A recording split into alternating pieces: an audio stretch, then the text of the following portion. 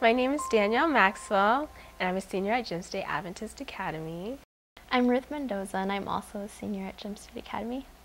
This whole project kind of started when the summer of 2010, I was working up at Camp Ida Haven, which is a camp up in McCall, and I was on my break with my roommate, and I was trying to think, man, next year is going to be so stressful. It's senior year, and I need to start thinking about my senior project. I wanted to do something that I was passionate about and what I believed, and that would be fun for me as well. And I'm like, wouldn't it be fun to do a fashion show to help benefit some kind of cause? And I was trying to think, what cause would it be? What cause would it be? And then I was like, what about breast cancer? And the name Mary's Fancy kept sticking in my head. I was like, that would be a perfect name, and do it in honor of my grandmother. Because growing up, my parents always told me how much I was like Mary, and I never got to meet her, and I really wish I had. And I'm like, what a great way to honor somebody that I really would have liked to have met. I heard Danny talking about her project one day, and I was like, hey, I love clothing, I love fashion, and that's such a great idea, and I'd be happy to help.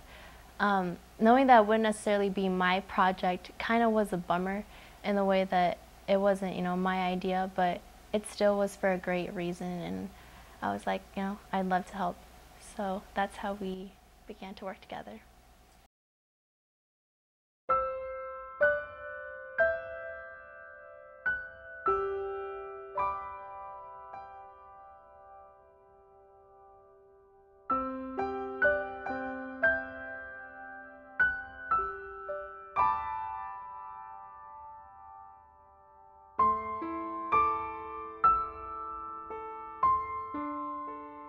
I'm Suzette Owens Maxwell.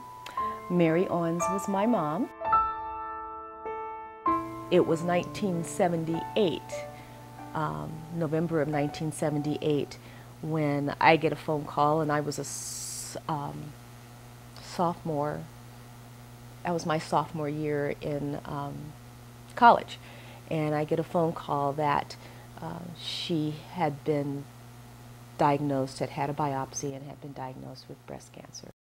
They did the mastectomy, but they felt that the cancer was very small and contained, so she did not have any radiation, and she did not have any chemo. It was in 1987 that the cancer reoccurred. In 1987, Randy and I, my husband, were asked to come to Idaho, and we later found out that she informed the family that the cancer had reoccurred. She informed my husband's parents that the cancer had reoccurred. She did not tell me that her cancer had reoccurred. She wanted us to leave. She wanted us to take part in this adventure, so the family did keep it quiet until we left. She was able to work and have her chemotherapy and go to work for a time. The cancer had metastasized, which had spread. It had spread to her bone, and they were treating it, but it had spread to her bone. They did not give us a timeline of any kind. Last time I talked to her on the phone, I was encouraging her. I said, "Mom, you need to, you need to eat." She says, "I know." And she says, "How are the girls?" She was so incredibly proud of her grandchildren, and she just adored you guys so much. And she said, I said, "Well, I just want to make sure you're eating and taking care of yourself." And I said, "And we're getting ready to send you a packet because her birthday was coming up." And that was our last call.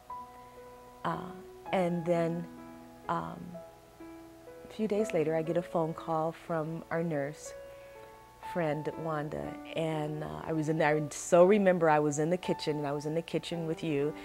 And she said, "We've lost her." And I said, "What do you mean?" I said, "I just talked to her. She was fine. And they said we lost her. And she was 4 days shy of her 56th birthday.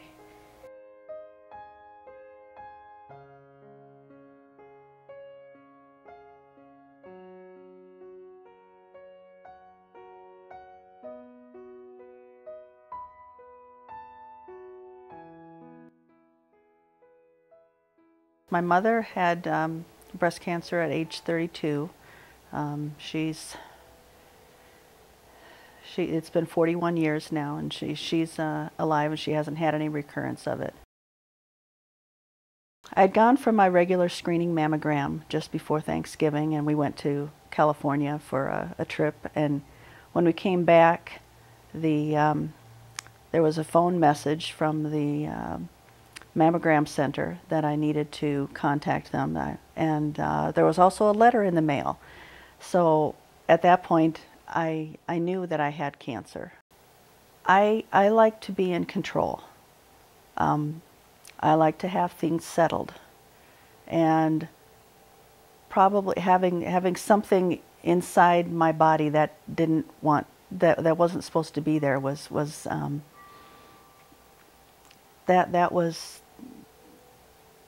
a dark moment. It's like, okay, what do I need to do to get rid of this? My family, particularly my husband, was amazing. I couldn't have gotten through it without him. Part of what kept me strong is that I needed to feel like I could reassure my mom that I was going to be okay. You know, she survived 41 years plus now, and I was going to do that too. It was very good to have a good support system. I look back at my date of my surgery, December 23, as the date that I became cancer-free. Because they told me they had gotten it all. Their margins were clear, the lymph node was fine. But I felt like I had a new start on life. Life is very good. I feel good. I'm not letting things limit me.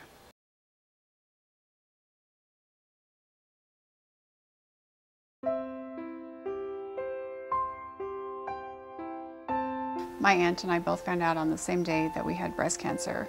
My doctor had me get the gene testing done, and I didn't have the gene, the BRCA gene. But 3 of us in my family just happened to have breast cancer. I found out I had breast cancer by my first screening mammogram. I have to say I was devastated. I was angry, I was scared, and it changed my life profoundly, being diagnosed with breast cancer. When you hear the word cancer, your immediate reaction is, at least for me, it's like, oh my God, am I gonna die? I had 3 kids, 2 daughters, they're twins, and then a son. And so you just wonder how it's going to affect everybody. And it was scary. It was very scary. Like, I know one day I just called in sick to work and stayed home and stayed in bed and wondered what I was going to do.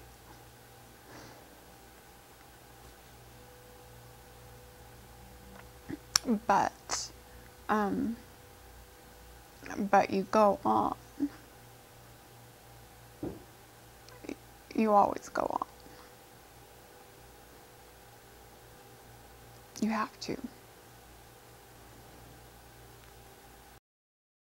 And in some ways, having breast cancer, this might sound weird, but in some ways it was a blessing for me. It made me realize I was not living my life the way I really wanted to live my life. I was not living my life to the fullest. And so I made some decisions that when I was finished with my treatment and everything, I was going to start living my life the way I really wanted to live my life. And so I did. I felt like a survivor. I felt strong, and I felt like I had truly accomplished something big.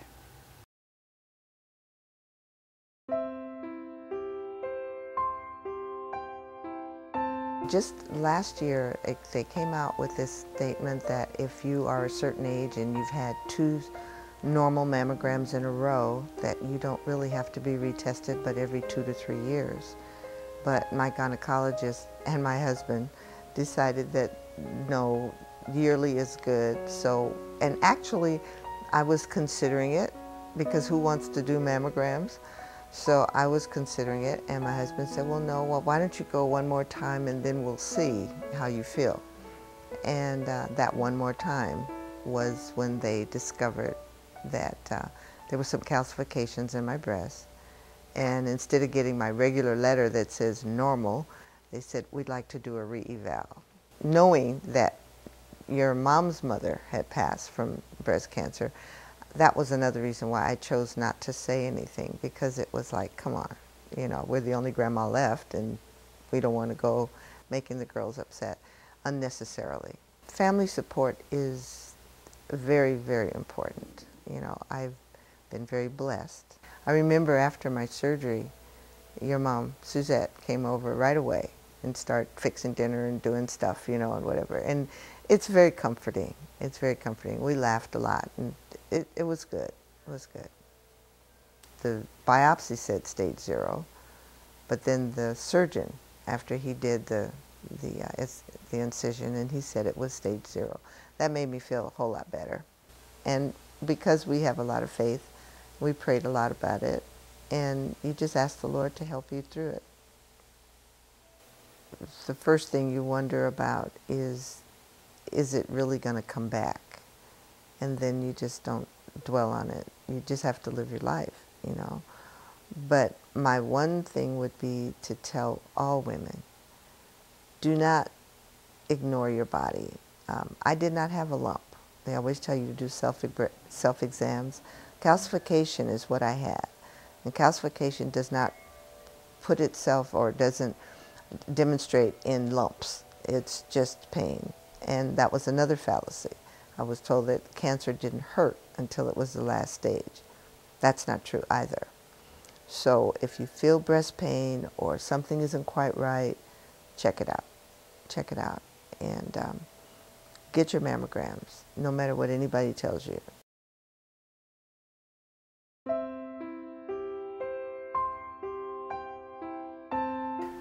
I had my dad's mother, who got it when she was past menopause, and her sister got it when she was my age. And I had some other risk factors too that made me wonder if I would. I had had screening mammography after age 40 like you're supposed to. In fact, I had started a little bit before that because of some concerns. That always turned out to be nothing. And so I kind of got lackadaisical about it and thought, it's never anything, and why do I need to go every year and get this done? Well, it had been a couple of years, and I had some money left over in my medical reimbursement, and I thought, I better go and do it.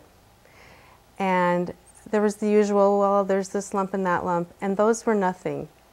The screening mammogram found it. It was not anything that was felt. A doctor couldn't feel it, I couldn't feel it.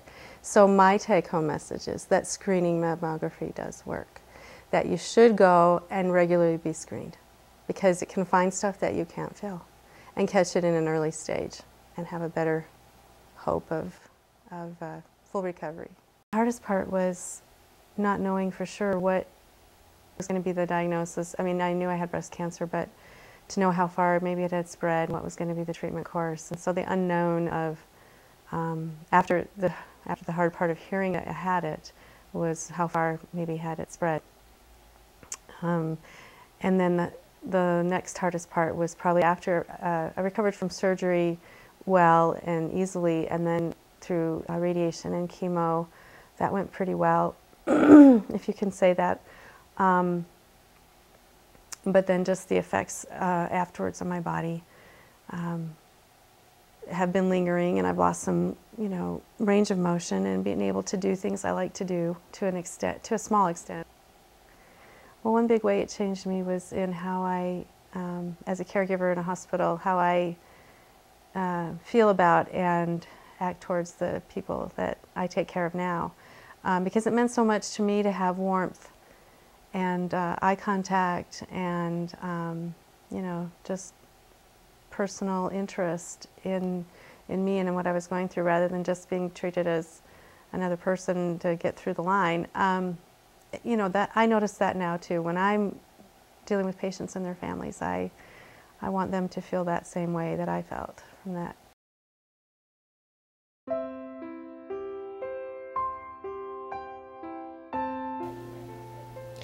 Interestingly enough, I used to be a La Leche League leader, so I would help young moms learn how to breastfeed. And there's a certain amount of protection that you get when you breastfeed from breast cancer. But I was always the leader in the group that said, don't rest on your laurels, you have to be checking this, and I never ever envisioned having it, but I did warn women not to take that for granted, that because they were breastfeeding that they wouldn't get it. I have 3 young daughters at the time, and my youngest was still nursing just a little bit at night, and I thought I had a plugged duct because it hurt under my arm. And that's how I went in, and I remember them doing the ultrasound, and the girl scurried out of the room, and I peeked out to look, and I thought, well, there's nothing to worry about. There's this big white thing that looked like the sun, and I don't know why in my mind I thought breast cancer was black and ugly, but it was white, and I didn't realize that's why she'd rushed out of the room. I took the call in my basement, and it was really difficult to catch my breath and walk up the stairs because I knew I had to look in the faces of these 3 little girls.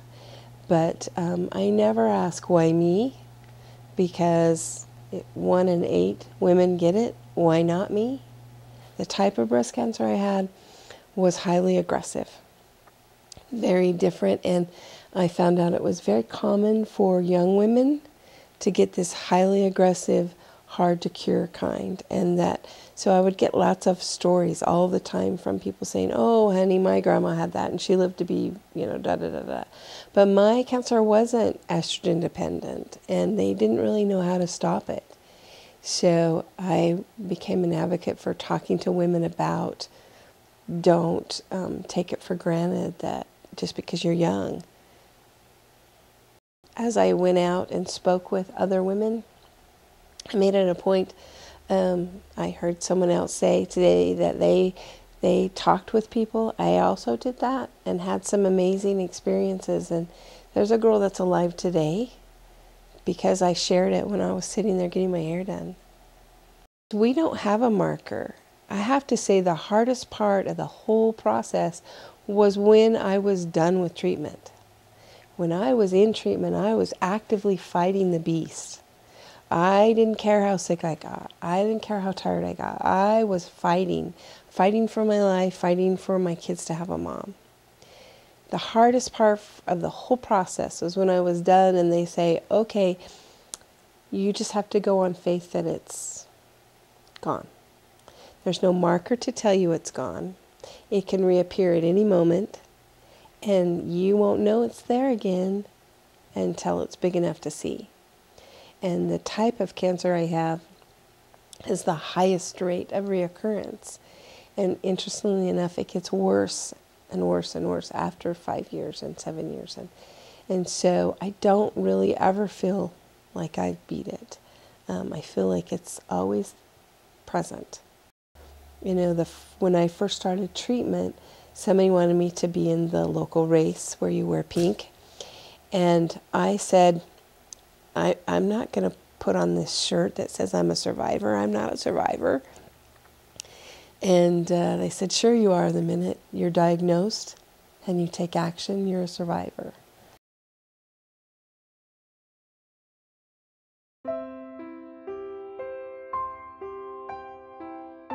My sister had breast cancer, and she did pass away 13 years ago. She was 41 when the reoccurrence took her, and that. So she was very young at that time, and also left 2 small children, so that was really sad, really tough for her. But before my sister, there was no family history. And actually with anyone, it has to start somewhere.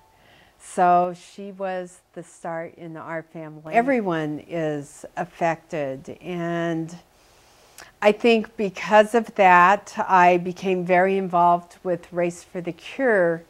And my sister actually